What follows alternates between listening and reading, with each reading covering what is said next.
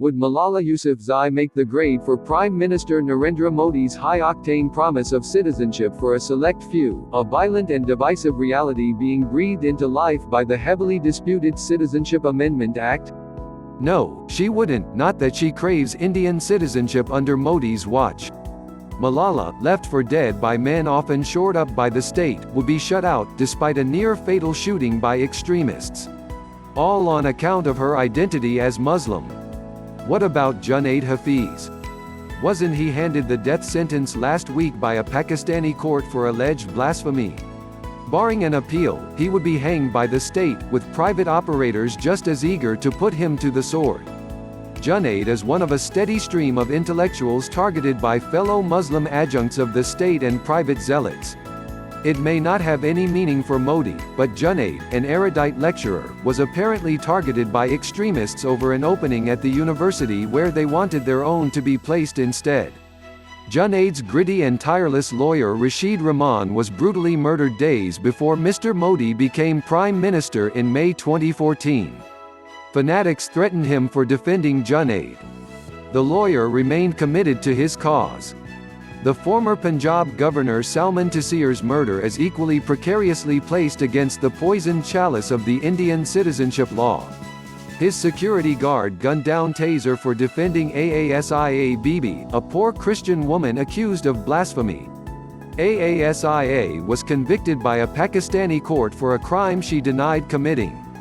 Luckily, she was freed by the Supreme Court, left the country with the help of well-meaning officials and now lives peacefully in Canada.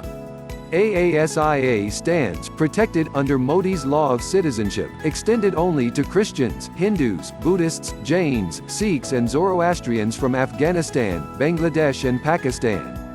Taser, being Muslim, would fail to qualify. The new laws are blatantly not about helping people in distress.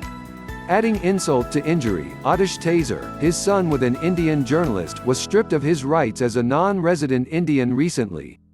A New York-based journalist-author, Atish had called Mr. Modi out in a Time magazine cover story, a departure from his mother's flattering write-ups.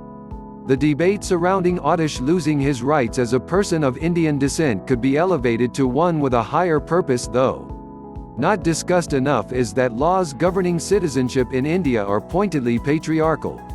Consider the fact that in the case of couples with mixed nationalities, it is the father's origins that count for their offspring's claim to citizenship in India, an abominably anti-women assertion, and one that's worth questioning. Bangladesh Muslims are excluded from India's promised citizenship bonanza. That's the nature of the communal beast. Bangladesh has had its share of fine people falling to violence inflicted by religious extremists. India says it wants to help. However, if the survivor happens to be Asif Mohiuddin, a self-described militant atheist, what then? Asif was stabbed viciously by bigots but he survived. Ahmed Rahib Haidar's body, on the other hand, was found mutilated in Dhaka, a victim of Islami Chhatra Shibir, a students' front of the country's Jamaat-i-Islami. On February 26, 2015, Dr. Avijit Roy, ostensibly a Hindu, and his wife Banya Ahmed, apparently a Muslim, both U.S. citizens, were attacked with machetes. Roy died but his wife survived. Another oddity in Modi's mission for those that need to be saved from persecution are the Ahmadis of Pakistan. They are missing from the Indian list even though Pakistan doesn't regard them as Muslims. Hazaras in Afghanistan and the Rohingya in Myanmar abutting northeastern India are another set of people who belong to the Muslim faith, are persecuted, and denied equality before the new Indian law because of how they identify. While it was Nehru who gave sanctuary to Tibetan Buddhists fleeing communist rule in China, Mr. Modi is wont to take credit for it. What he won't do is speak up for the Muslims in China who are being sent en masse to re-education camps. Bullies are cowards, and the BJP is no stranger to the aphorism. A region that mocks India's mealy-mouthed citizenship overtures is Nepal. The erstwhile Hindu kingdom has become a thriving secular democracy after overthrowing a theocratic monarchy in a bloody struggle, a monarchy that had the support of India's Hindu right. Run by its majority Hindus, Nepal has given sanctuary to Indians escaping political tyranny for centuries. That impoverished landlocked nation has displayed a large-hearted variant of Hinduism by providing succor to Muslims from India. The icon of the 1857 revolt against British rule, Begum Hazrat Mahal, lies buried in Kathmandu where she got sanctuary from the Hindu ruler of the time.